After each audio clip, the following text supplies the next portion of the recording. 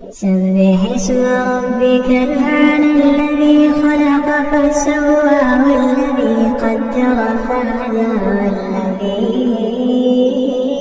أخرج المرعى فجعله غثاء نحوا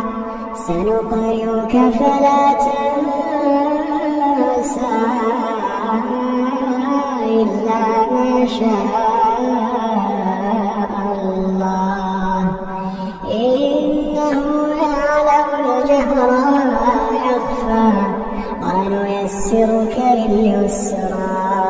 فذكر إن نفعت الذكرى سيذكر من يخشى يتجنبها الأشقى الذي يصلى النار الكبرى ثم لا يموت فيها ولا يحيا قد أفلح من تزكى